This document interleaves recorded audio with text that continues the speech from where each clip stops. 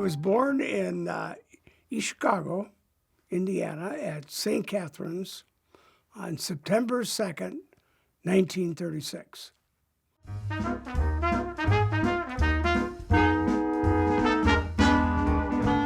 I grew up in Indiana Harbor, and then we moved to Black Oak, and eventually I ended up in Calumet City, where I went to high school, and I came to Lansing in 1959 as a newlywed, recently discharged Army guy, and a new teacher.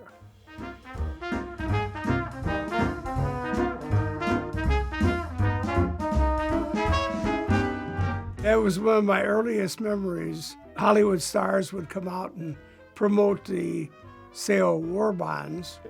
Jimmy Cagney came out there to Blahnox and Hoosier Theater and sold war bonds to help finance the war effort. I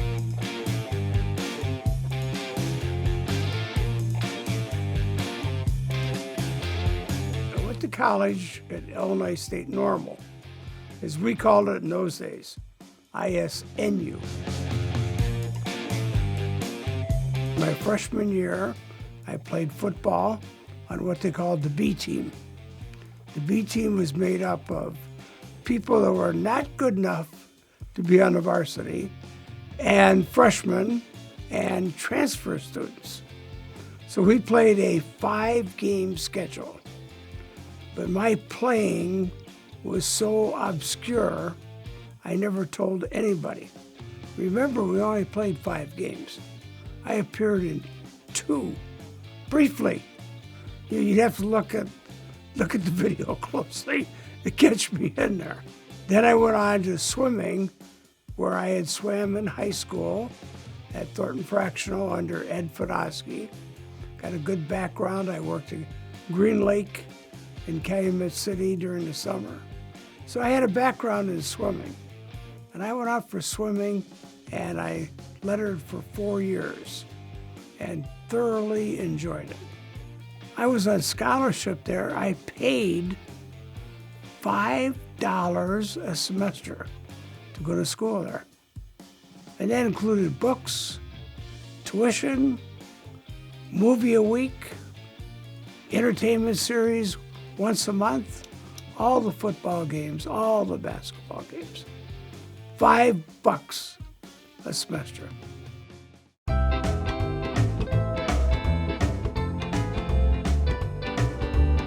In college, they used to have what they call the Big Four dances, and they would bring down like Louis Armstrong, Glenn Miller, people like that. And everybody went because it only cost us $1. And they had their ticket, and we had our ticket. So what they would do is, if you didn't have a date, they would arrange a blind date. So I went with these other 2 buddies of mine, and I went and picked up this girl over at the dorm, and we went out. Well, everything went well, except afterwards they decided to go to a bar.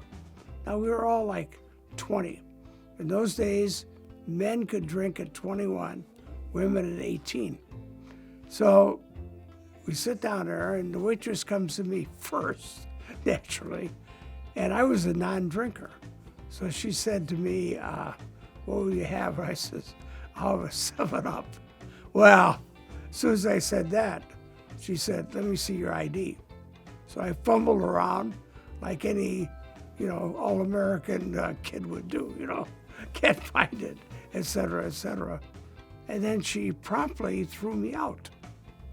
So I went out to the car, and I was sitting in the car, and Joanne came out with me, which was nice of her. The other people were served. They were all 22.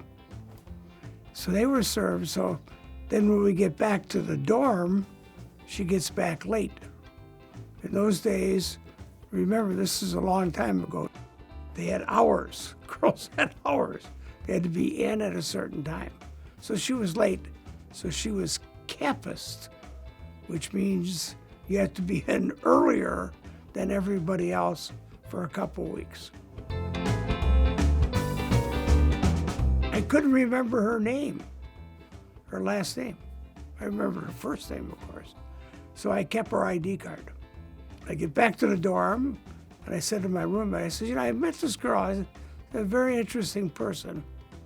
And I says, this is her name. He says, no problem. I went to high school with her. So he knew her, knew her family, knew everything about her. So it was good. And he ended up as the best man at our wedding. So that was a good start. In the Army, I did not have to go. I wasn't drafted, and in those days there was a little lull. They weren't drafting anybody. It was between Korea and Vietnam. But I felt an obligation to serve. So this friend of mine, who also lived in a dorm where I did, got me interested in the 133rd AAA artillery over in Bloomington, National Guard.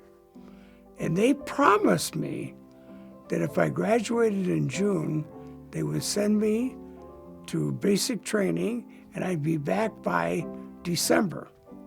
Well, you know that did not happen.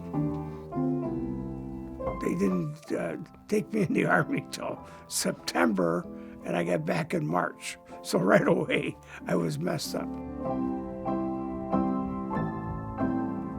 I served at Fort Leonard Wood and at Fort Bliss, and then I had 5.5 years active reserve.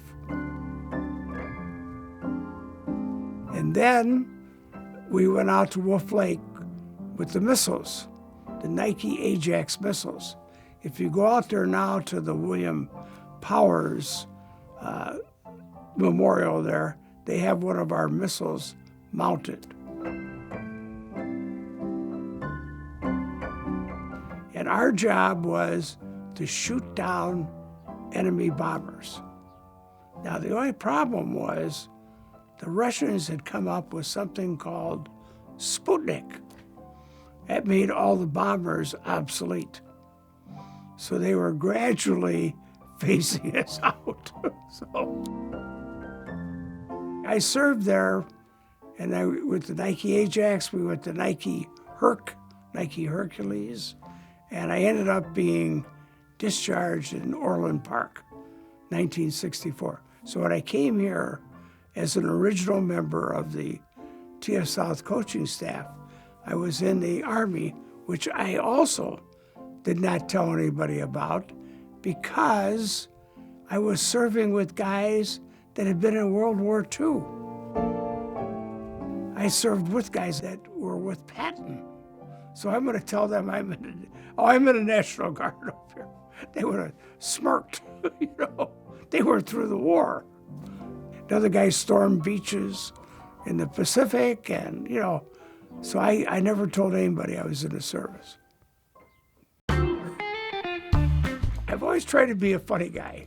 My wife and a lady by the name of Mrs. Zabrowski always said, not everyone thinks you're funny. But I always try to be a humorous guy. So one night I'm on CQ, which is charge of quarters. And our job is to, you know, monitor everything and make sure everybody is okay, et cetera, et cetera. So they had a PA system, which was a bad mistake. So I got on it when I had the taps. And I said, good night, your National Guard is awake, sleep well. Well, that was a common saying in those days, but our commanding officer did not think it was funny. So the next morning I was in his office reporting as to that particular behavior. So he didn't punish me. I think he thought it was funny, but, you know, Army, you gotta be, don't do that. I was the first varsity swimming coach. Very proud of that I'm part of the original coaching staff at the high school.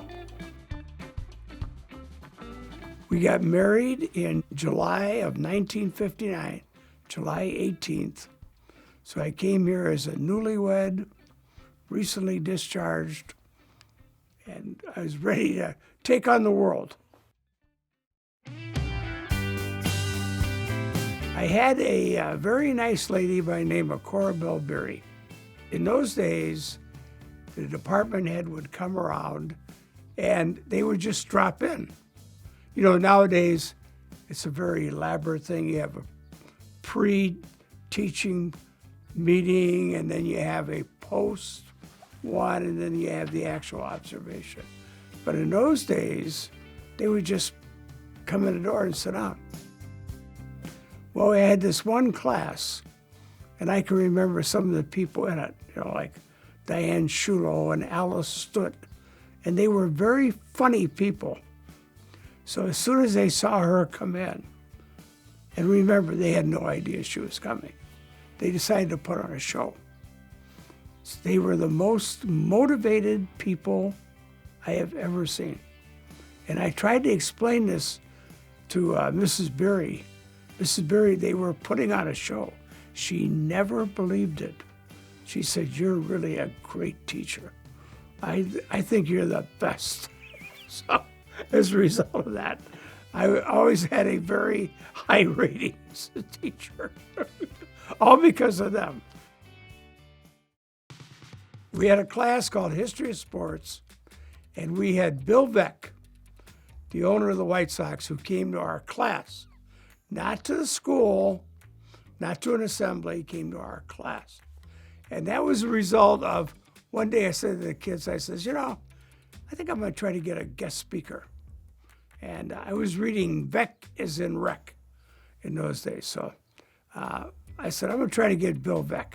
They all laughed. I said, well, he has a listed phone number. So I called him up. Sure, I'll come. So he came and spoke, but he was very funny when he asked me. He says, you know, I don't know if these guys will know anything. I says, don't worry. I got them all prepped. I said, I took your book, I read that, and they'll know all kinds of questions. So they asked him all kinds of questions. We really had a nice time. It was a good experience. And about a year later, at White Sox Park, he was sitting in the stands, and one of the kids went up to him, and he said, Phil, do you know Jim Kijewski? And he says, Thornton South. He didn't get the fractional. Remarkable. Great guy. You have to love the challenge of going in there every day. You know, stop and think about it. What is there about a teacher that makes them interesting enough for a student to sit there for 45 or 50 minutes and listen? I mean, first of all, you have to be kidding yourself if you think you can do that every day. But you have good experience with these guys, you know. And the funny thing is, they remember. We go to these reunions, and they will say, remember when such and such happened? Well, most of the time, God, I don't remember that. But they remember when I said such and such. They'll remember when I did, you know, like I used to have a baseball bat, and if a guy fell asleep, I would tap the bottom of his desk, get his attention. Or we would leave him sleeping. He'd wake up in the next class. You know, stuff like that, they remember that.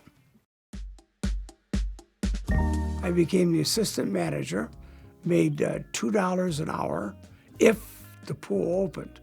If the pool did not open, made nothing. So I did that for 3 years, and then the manager moved on, and then I became the manager in 1963 and loved it. It was a great job. We were the first girls athletic team in Lansing. You know, we preceded girls softball and volleyball and all that stuff. And we would have a team of close to 100 kids, 2/3 of them girls, because the baseball guys, they didn't want the guys to swim because it would tire them out for Little League. So they would say, you better not be swimming tomorrow because we got a game at 6 o'clock. And we had great success. We won the Hammond Times girls. We won the Hammond Times boys. And that was the big meet of the year. It was a wonderful experience having all those kids. And we never charged anything, never. All you had to do was show up. We did not have team suits. You didn't have a uniform you had to buy. All you had to do is show up and you're on the team. Well, we had 4 children. They were all born in Harvey at Ingalls Hospital. Our first daughter was born January 13th, 1961. And she lives out in Iowa now. She's part of Iowa Healthcare. She's a doctor. She's a professor when it comes to the university. And she has great knowledge. I don't know where she got it from, not from me, probably from Joanne.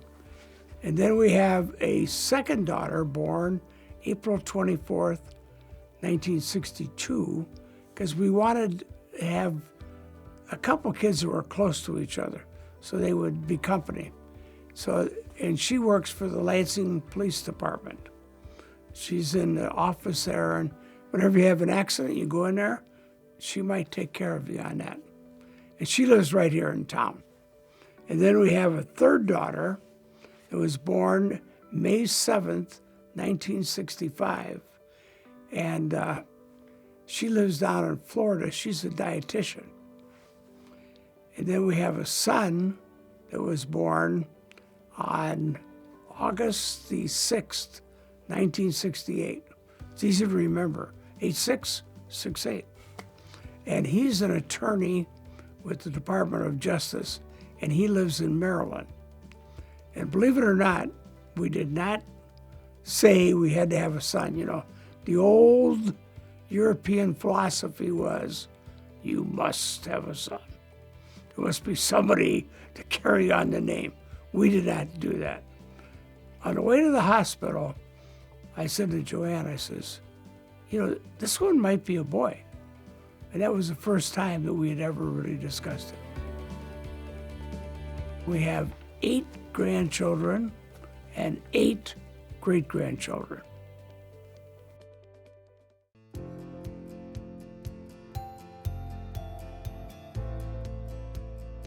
You know, when you teach for a while, you have to kind of get a master's. Otherwise, you're not really advancing the way you should. So I went to Chicago State, and Chicago State was unbelievably tough. At the end, you had to take a master's comprehensive exam. So the principal comes up to me and he says, we want you to coach football because we went through the credentials and we found out that you were on the football team at Illinois State. I said, yes, I was, but I never told anybody because that was very inconsequential. So anyway, I said, no, I can't do that. I says, in October, I got to take this test. You know, we're talking about July. And he says, okay, think about it. So I pick up the Lansing Journal the next day, and it says, Jim Kijewski named football coach. So Joe DeSoto comes to the pool, and he says, okay, we want you on the varsity. I says, I know nothing. I was like Sergeant Schultz, I know nothing. I says, we played the Billy series. You know, we put the ball in, maybe take it out, maybe give it to him, and we played a 6-2 defense. I said, that's it. I said, I don't know anything about football. So he says, well, how about being freshman? So I was freshman, and believe it or not, that first group of kids we had, Kendall Kramer was part of that group. They went on to win the conference and participate in the first IHSA football championship in Illinois in 1974. And they won their first game. So it was exciting. But I did that for 20 years. I did swimming for 39. That was my main thing.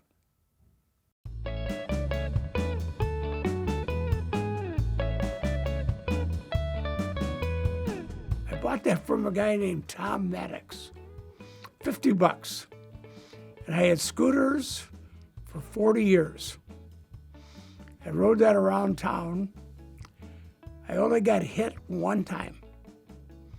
And that was by a guy at 180th in Chicago by the name of Kurt Swanson, who was on his way to Lattle Pool for swim practice, and he was on his bicycle. He ran it. I stopped at 180th in Chicago. He did not, so he ran in the back of me. Then he had to go to practice with me. He was really a good guy.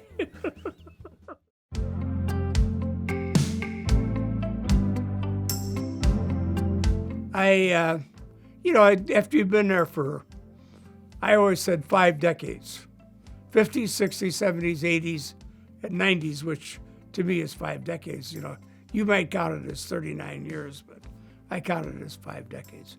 After you've been there for 5 decades, they give you the usual, the gift and the testimonials and great guy, even if you weren't, they'll still say, he was okay, But anyway, then I get in a car with Joanne and we go over to her school and I'm introduced 15 minutes later as the new part-time PE teacher.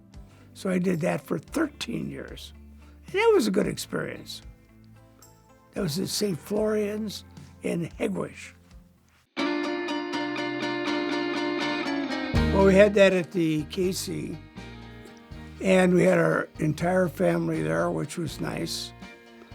And we reminisced about, many experiences in life, and it was a very good thing. I recommend it. We were going to go in 19. That would have been the 75th anniversary of D-Day. But we thought it'd be a little bit too crowded because we're going to go to Paris and then we're going to go to what they call the beaches. So we're going to try to go Saint-Mère-Église and Normandy and all those places like that. We really had a good time. We got on the train and nobody came around to collect our ticket. There was no conductor. There was nobody there. We didn't know where to get off at, so we had to use the phone. We used our smartphone, and it showed us where to get off. We spent 3 days there, had a tour of the beaches, very awe-inspiring.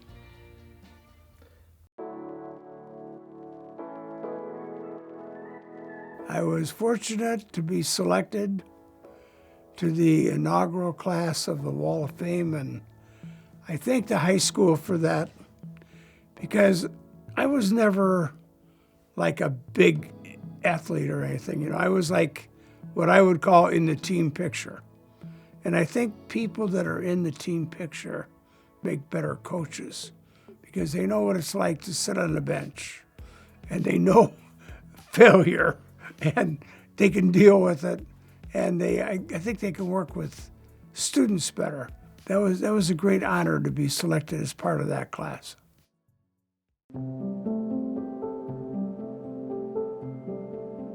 Lansing embraced this when we were young. There were families like the Ogborns, the Wurtzes. They would invite you into their house.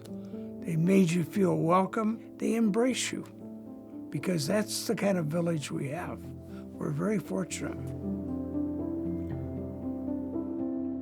Keep learning, keep doing well, be positive, and enjoy life.